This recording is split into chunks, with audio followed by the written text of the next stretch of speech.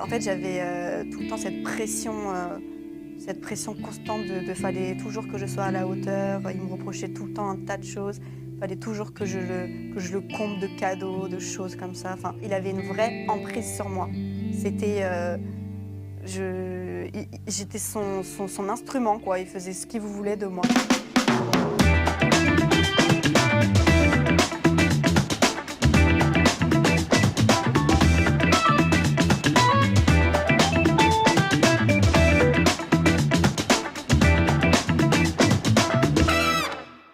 Bienvenue à tous dans votre émission Coupée en 4. Cette émission, c'est vrai, vous la connaissez maintenant puisque nous fêtons nos 1 an d'émission et de diffusion au travers desquels nous avons découvert ensemble des témoignages juste extraordinaires de vies transformées par qui? Eh bien, par Dieu. Et qui dit anniversaire dit aussi émission un petit peu spéciale, oui, avec une invitée toute spéciale aussi, car lui, vous la connaissez bien. D'habitude, c'est elle qui coiffe aussi nos invités et qui les fait parler. Mais aujourd'hui, c'est Gladys qui se retrouve dans le fauteuil de Coupé en 4. Donc voilà, bonjour Gladys. Bonjour Jeanne. Quel plaisir pour moi d'être assise ici. Ah ben, je pense que c'est aussi une surprise pour tous ceux qui nous regardent aujourd'hui. Une belle surprise, une émission qui se prépare. Donc pour ces 1 an de diffusion. Alors aujourd'hui, tu vas faire... comme tout le monde, tu vas témoigner, tu vas nous raconter ton histoire, ton parcours de vie avec Dieu. Mais bon, avant cela, Gladys, tu le sais, il est quand même de coutume de te demander qu'est-ce que tu aimerais quand même que je fasse avec tes cheveux au passage. Alors là, donc, du coup, ils sont naturels. Je les ai lavés ce matin, ils sont entièrement naturels. J'aimerais juste couper un petit peu les pointes, pas beaucoup, Ouais. et un petit brushing, comme tu veux.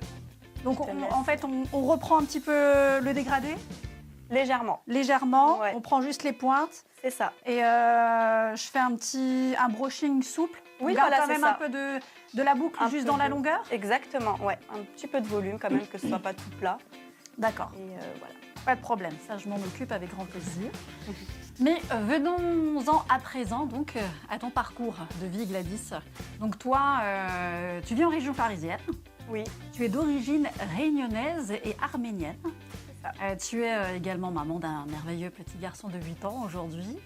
Et toi, pour le coup, tu n'es pas née dans une famille chrétienne, même si tu pensais effectivement qu'il y avait un Dieu quelque part, mais sans trop le connaître en fait. C'est ça. Au départ, ma famille était catholique. Mhm. Et on allait de temps en temps, j'allais de temps en temps à l'église catholique avec ma grand-mère.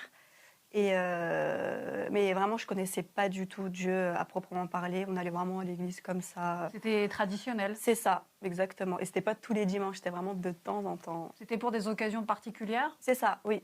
Mhm. Donc toi, Ouais. juste Dieu, tu savais qu'il y avait un... Mais tu avais quand même une notion qu'il y a un Dieu qui existe ou tu n'y croyais pas vraiment? Oui, Ouais, tu avais quand même mais- cette notion-là. Ouais. Sauf que tu Complètement. n'avais pas de relation avec lui. Pas du tout, vraiment. Pas du tout. Seulement pour toi, en fait, il faut le dire, très jeune, les choses se compliquent, puisque c'est à l'âge de 2 ans que ton père décide de se prendre la vie et de se suicider. C'est ça.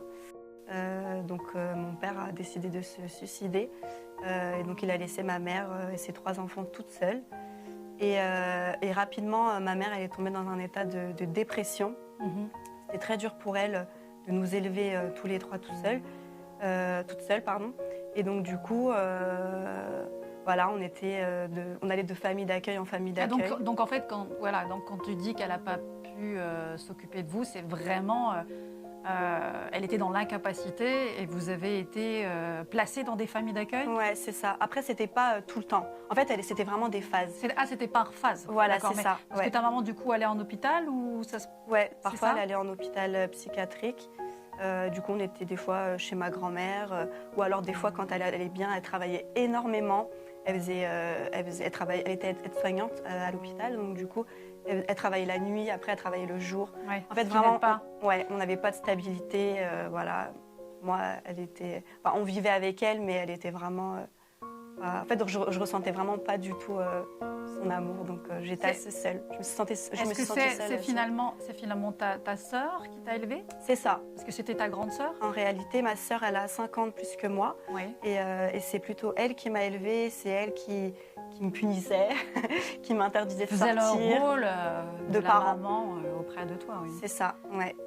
ouais. Et, Tu as ressenti cet amour de la mère avec ta sœur? Est-ce que du coup, il y a un lien spécial qui s'est créé entre vous? pas spécialement, non, parce que elle était plus là vraiment pour me corriger, pour me dire.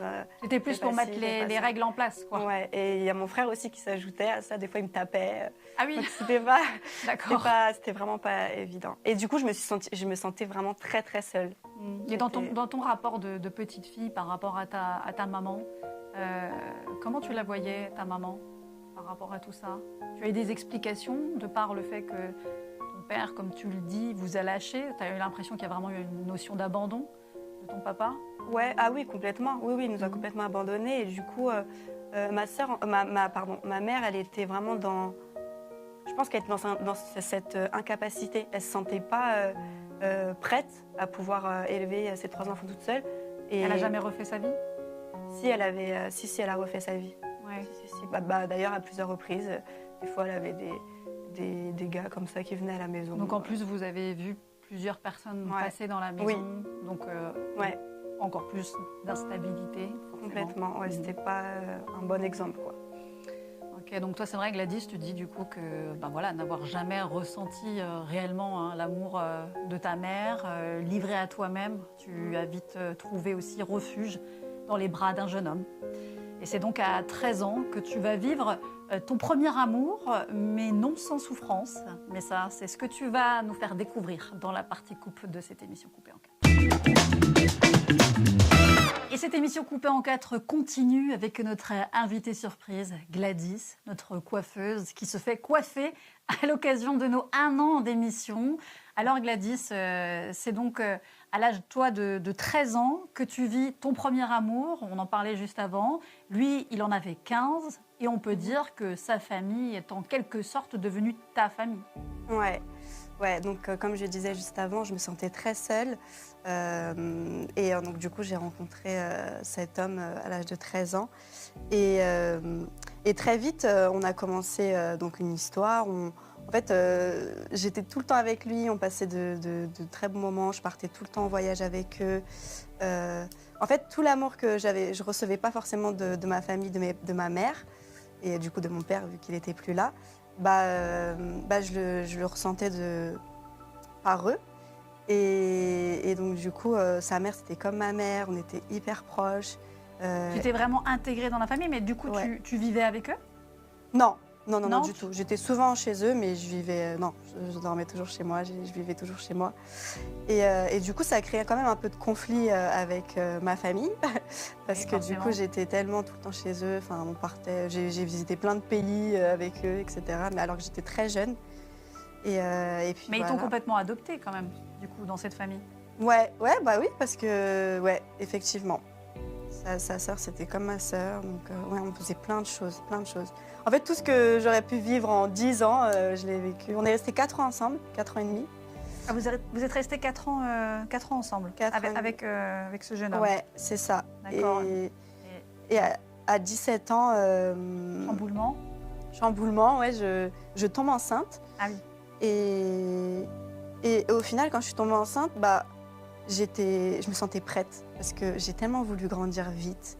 J'ai tellement voulu tout avoir vite, faire la grande toujours auprès de mes copines, auprès de mon entourage. Vraiment, en fait, j'ai voulu me construire seule vite. Et du coup, avec lui... avoir ta propre famille? C'est ça. En fait, donc, quand ça arrivait, moi, il était hors de question que j'avorte parce que je me sentais prête. Et au final, cette grossesse s'est terminée par une fausse couche. Ah mince. Ouais. Combien de mois? Non, c'était au tout début, hein, c'était assez rapidement, donc voilà. Le problème, c'est qu'on se projette très vite. Hein. Ouais, c'est ça, complètement. Et après, dans mon couple, ça n'allait plus du tout, vraiment. Mais lié à cette fausse couche? Je pense que c'était je pense que c'était une des raisons. Après, il y avait beaucoup de routine, tout ça. Et là, pour une des premières fois, il part en vacances tout seul, de son côté, en été. Et du coup, il revient. C'était fini, maintenant que c'est terminé. Il avait rencontré quelqu'un. Il est parti en vacances sans toi, mais là, c'était pas encore terminé. C'est ça. Et il est revenu. Et c'est là qu'il t'annonce j'ai rencontré quelqu'un, c'est terminé entre nous. Exactement. Et donc là, j'imagine que pour toi, sentiment d'avoir à nouveau tout perdu. C'était le drame, ouais.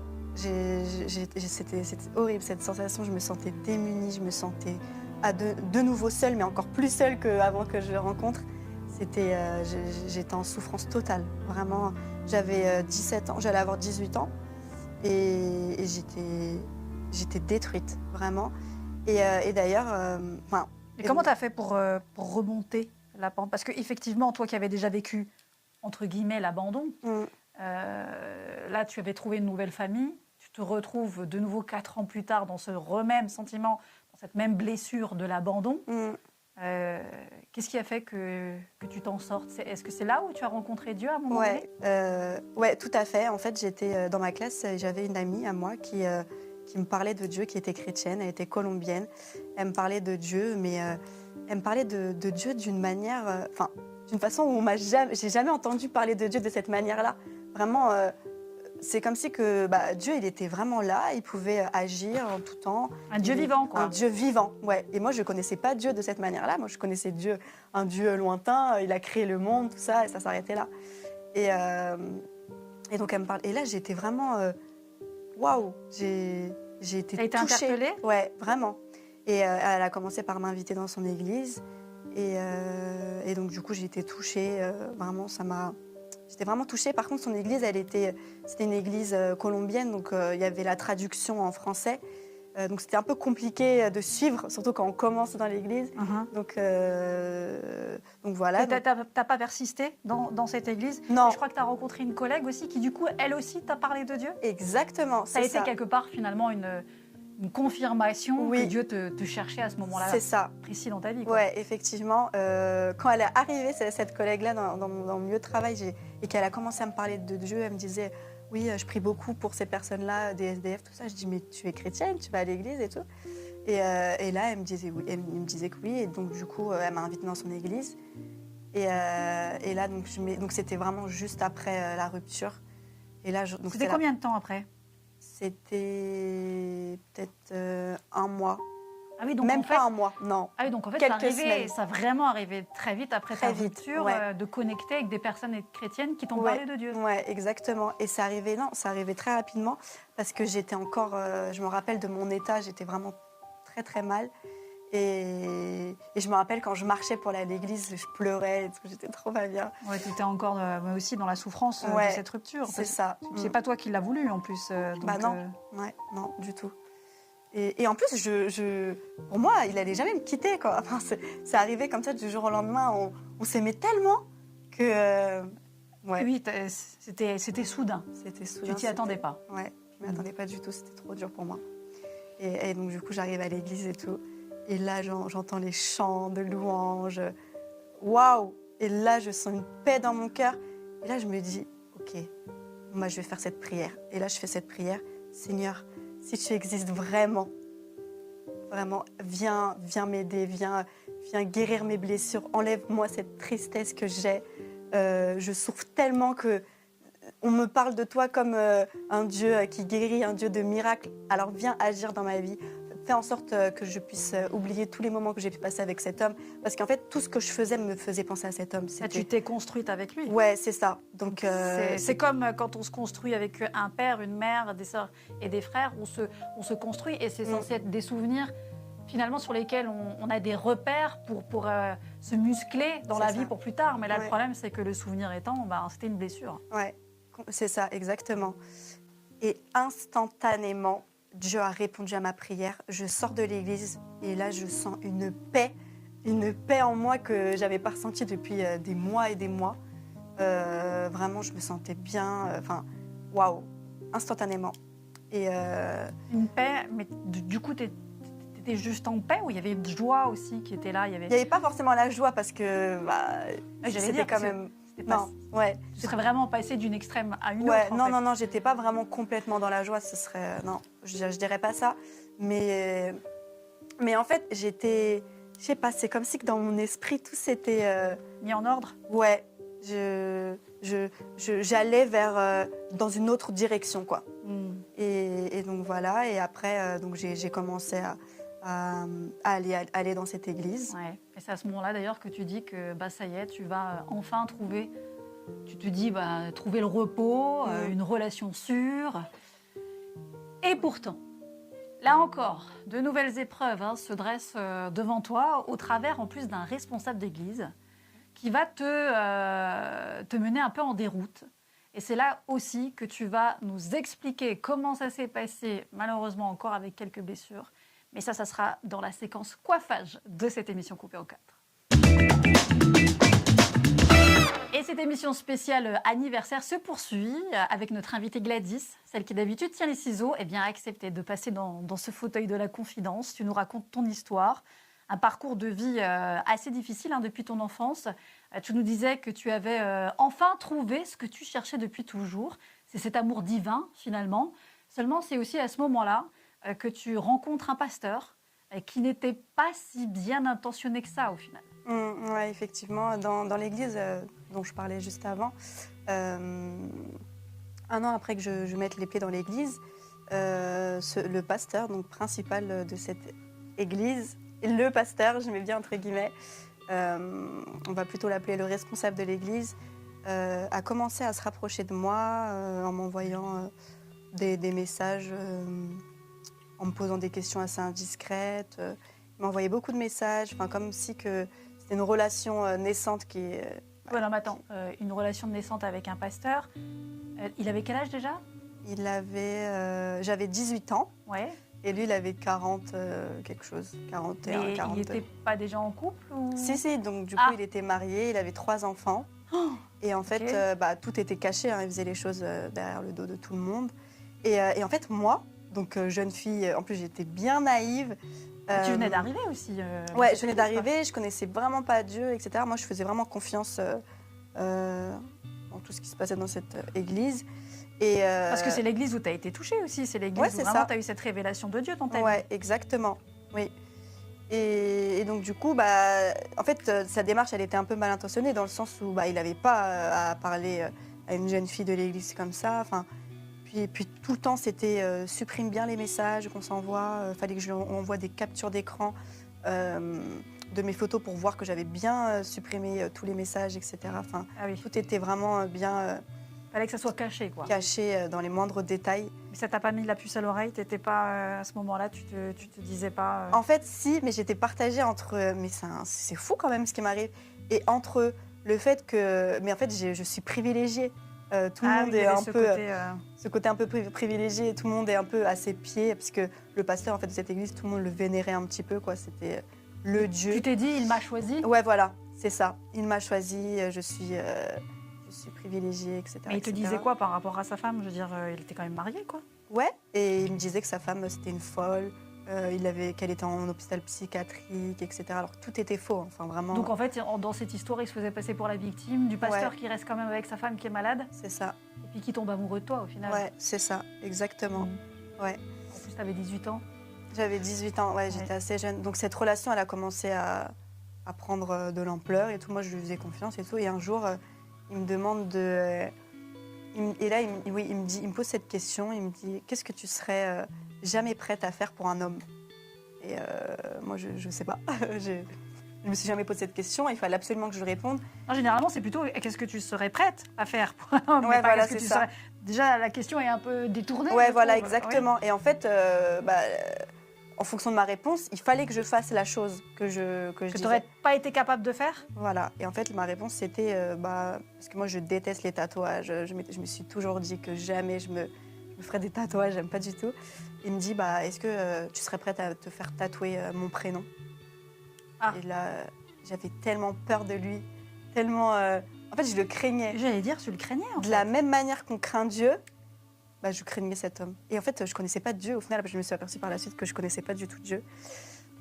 Quelque part, tu as transposé l'amour, quand tu as été touchée par Dieu, cet amour de Dieu, sur finalement ce pasteur-là, qui était un peu le représentant de Dieu dans cette église. Oui, c'est ça. Oui, c'est ça, complètement.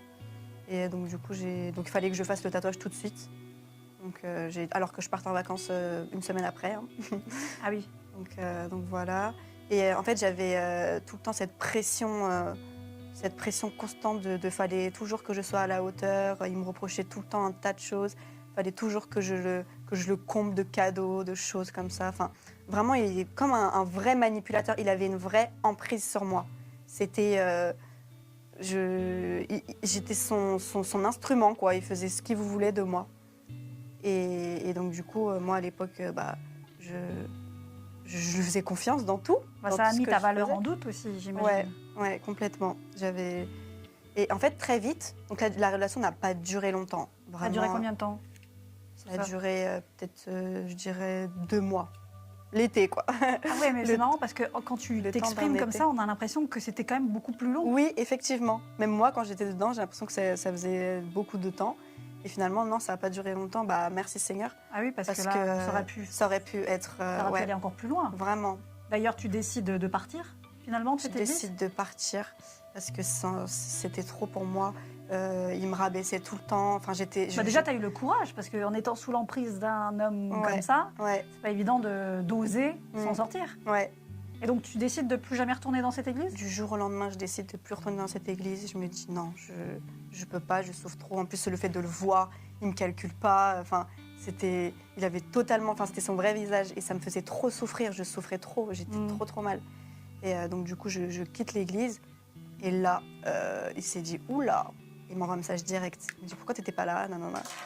Après, donc du coup, je lui dis que je reviendrai plus en fait, je peux plus. Et là, il a commencé à essayer de me convaincre pour que je revienne parce qu'il voyait le danger arriver. Ah, il a eu peur que il tu a eu parles. peur, mais bien sûr, il a eu peur que je parle. Et finalement, c'est ce que j'ai fait, j'ai parlé.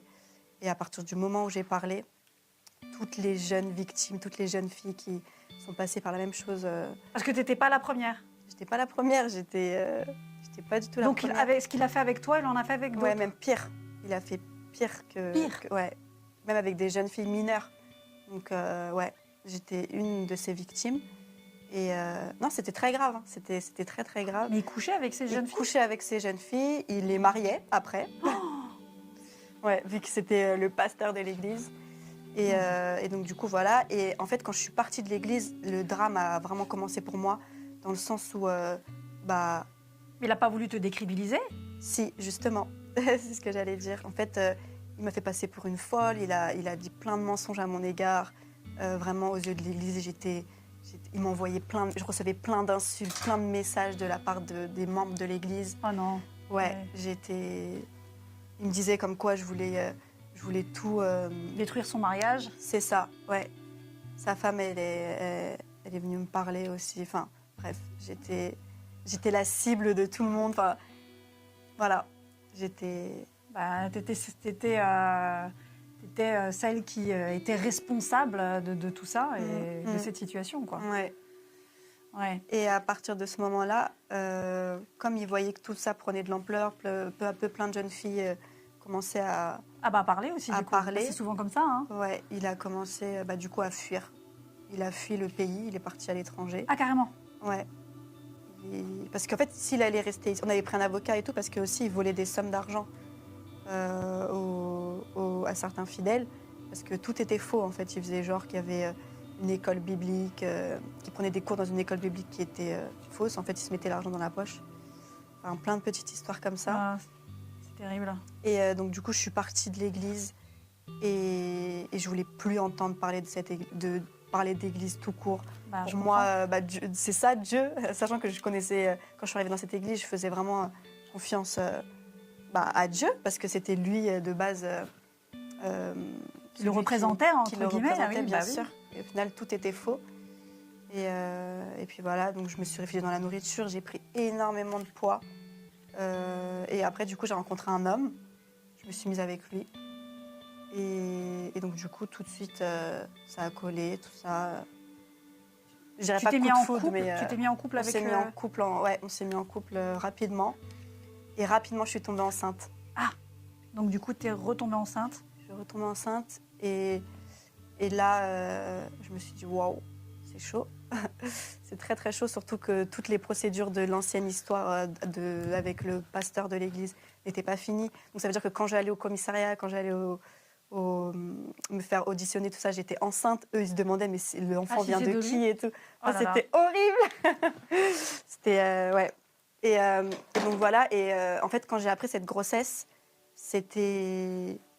Je savais qu'il fallait pas que j'avorte, je savais que vraiment Dieu allait faire beaucoup de choses avec cet enfant. Dieu m'avait vraiment dit audiblement, malgré qu'il était loin de moi, enfin que je le sentais loin de moi et que j'avais pas forcément de relation avec lui, je connaissais quand même les principes et les valeurs de Dieu. Oui. Et donc du coup, je savais que je devais le garder. Et du coup, peu de temps après, on s'est séparés. Donc, du coup, j'ai vécu ma grossesse toute seule, encore une fois. Voilà. Re-abandon. Ouais, re-abandon. Et puis voilà, après, on s'est remis ensemble à la fin de la grossesse, pour l'accouchement.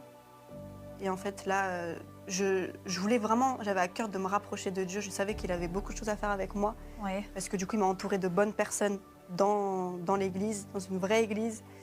Et donc, du coup, j'ai pris la décision de me séparer de cet homme, donc le père de mon fils. Oui. Donc, j'ai décidé d'élever mon enfant toute seule. Je savais que j'en étais capable avec l'aide de Dieu. Et du coup, c'est ce que j'ai fait. Et après, donc, j'ai été à l'église aux 2 mois de mon fils. Et depuis, ça fait 8 ans que je suis dans la même église. Et puis voilà, je sers pleinement. D'accord. Voilà. Moi, je trouve que ton témoignage démontre bien que même quand des fois nous on abandonne, ben Dieu, lui, n'abandonne jamais. Et c'est ce qu'on va encore davantage constater d'ailleurs dans la suite de ton parcours. Et ça sera pour la partie finition de cette émission Coupée en 4. Et on poursuit cette émission avec notre invitée Gladys, notre coiffeuse, présentatrice, qui pour les 1 an de l'émission se retrouve dans le fauteuil de Coupée en 4. Alors Gladys, on le disait tout à l'heure, te voici à un nouveau tournant de ta vie, puisqu'à ce moment-là, tu es une nouvelle maman, investie aujourd'hui dans ton église depuis 8 ans. Tu as très vite senti que ton appel était finalement du coup auprès de la jeunesse. Oui, effectivement, je suis responsable de jeunes depuis maintenant 5-6 ans, je dirais. Ouais. Et responsable ado. Voilà, Dieu m'a vraiment appelée dans ce service. Je sers également au niveau de la louange en tant que chantre et en tant que conductrice de louange. Ah, super. Ouais, c'est un domaine que je maîtrise pas totalement à 100%, mais Dieu vraiment se sert de moi d'une manière toute particulière dans ce domaine de conduire la louange, conduire le peuple. Et je suis épanouie dans ce domaine-là. Et donc, côté professionnel, en plus, tu as ouvert ton salon de coiffure depuis seulement quelques mois maintenant. C'est tout frais. Oui, c'est tout frais. Ouais. Et il y a quelques mois, Dieu m'a fait la grâce d'ouvrir mon salon de coiffure après 12 ans à exercer dans le métier en tant que salariée. Je ne pensais pas que j'allais réaliser ce rêve là, maintenant, à 27 ans. J'allais dire. Ouais, j'avais 27 ans quand je l'ai ouvert. Et donc, du coup, en fait, j'ai repris le salon dans lequel je travaillais depuis 8 ans. Et tout se passe merveilleusement bien. Vraiment, j'ai refait tout le salon à neuf. D'ailleurs, petite pub, je mets le Instagram juste ici. Juste là. Toutes les personnes qui... juste ici, juste là.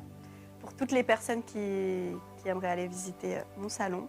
Et puis en plus, tu dis aussi que ton rôle en tant que présentatrice de cette émission, quand tu as commencé, là aussi, Dieu t'a beaucoup aidé dans ton estime de toi-même pour te faire grandir aussi vis-à-vis de ta valeur. Ah, exactement. Quand j'ai commencé les tournages de Coupée en 4, il faut savoir que j'étais dans une période de ma vie où j'étais pas très très bien. Enfin, j'étais pas dans un bon mood et au point où je me détestais, je me dévalorisais tout le temps. Enfin, voilà. Et un jour, une personne a prié pour moi et m'a dit « Tu verras que ta guérison va venir au fil des tournages ». Et c'est vraiment ce qui s'est passé. Dieu a vraiment... fait un processus au niveau de l'estime de moi-même, de la personne que je suis, aussi, de mon image. Comment exactement. tu te représentais, parce que comme tu disais que tu t'étais réfugiée dans la nourriture, que tu avais pris beaucoup de poids, donc, et puis que ce pasteur en question qui avait abusé de toi aussi, t'avait beaucoup dévalorisé. C'est ça. Au final, ça t'a vraiment aidé à reprendre confiance finalement. Exactement. Et Dieu m'a vraiment aidé à reprendre confiance en moi. Et d'ailleurs, je suis aussi appelée, Dieu m'appelle aussi à travailler avec les jeunes femmes victimes de violences conjugales, les femmes battues, les mamans seules. Donc c'est un projet que je parlerai plus tard. Et voilà. Ouais. En tout cas, en t'écoutant, on se rend bien compte à quel point on a un Dieu juste extraordinaire. Un Dieu du recommencement, capable de faire tellement plus que ce qu'on peut penser, imaginer, demander. Bon, par contre Gladys, moi je vais te demander très bientôt un précieux conseil pour tous ceux qui nous écoutent. Mais ça sera donc dans la dernière partie de cette émission avec un dernier regard dans le miroir où tu vas te découvrir. Et nous voici donc à la dernière étape de cette émission, c'est la découverte. Alors Gladys, est-ce que ça y est, tu es prête Oui. à te découvrir? Oui, je suis prête. Allez, on y va. Waouh! Yeah, j'aime trop. Ah, j'ai bien travaillé ton cheveu quand même. Ouais. Hein? Ouais. En fait, comme ça, tu as quand même ce côté souple, je trouve, et puis tu as quand même là un petit peu de boucle qui va au fur et à mesure de la journée se détendre. Mais détendre. je Ouais, sais j'aime que je bien. ne t'apprends rien, n'est-ce pas? Moi, j'aime beaucoup. Bon, bah super. Bah écoute Gladys, ce qu'on attendait aussi de toi, c'est maintenant d'avoir aussi ton précieux conseil. Alors, Oui. s'il y avait quelque chose que tu aimerais que les gens retiennent de ton témoignage, qu'est-ce que tu aimerais leur dire aujourd'hui? Ouais, alors mon conseil, ce serait de toujours faire confiance à Dieu, vraiment de le placer en premier dans tous vos projets, dans tout ce que vous faites, même si vous passez par des déserts ou des incompréhensions dans ce que vous traversez en ce moment, faites confiance à Dieu, vraiment que vous puissiez en tout temps prier pour vos projets, prier pour tout ce que Dieu vous met à cœur de faire et de lui laisser prendre le contrôle, parce que souvent on a vraiment tendance à toujours avoir le contrôle sur tout ce qu'on fait, mais sans laisser forcément la place à Dieu. Et voilà, lui faire confiance, parce que tout ce qu'il fait pour nous est merveilleux, est parfait. Voilà. Et donc, merci beaucoup Gladys pour ce très bon conseil Avec plaisir. qu'on va garder précieusement. Et puis moi aussi, bien sûr, je vous lance un défi, comme à chaque fois. Je vous propose, pourquoi pas, cette semaine, de trouver peut-être une jeune fille qui se retrouve seule dans votre église. Une jeune fille, peut-être même avec un enfant, une jeune maman qui se retrouve seule, d'aller lui parler et d'aller peut-être l'inviter à prendre un repas avec vous, lui apporter un petit peu d'attention, de l'amour. Car ça, il ne faut pas l'oublier. C'est à l'amour que nous avons les uns pour les autres que les gens du dehors verront que nous appartenons à Dieu. Donc témoignez de l'amour à ceux qui sont seuls aussi dans votre église, peut-être des mamans seules, des personnes seules. Et je vous assure que ça fera la différence. Et puis n'oubliez pas que si le témoignage de Gladys vous a touché, vous a parlé, et bien surtout n'hésitez pas à laisser un commentaire sous la vidéo. Et puis n'oubliez pas aussi de vous abonner à notre chaîne YouTube, histoire de pouvoir rester connecté, la chaîne YouTube Coupé au 4.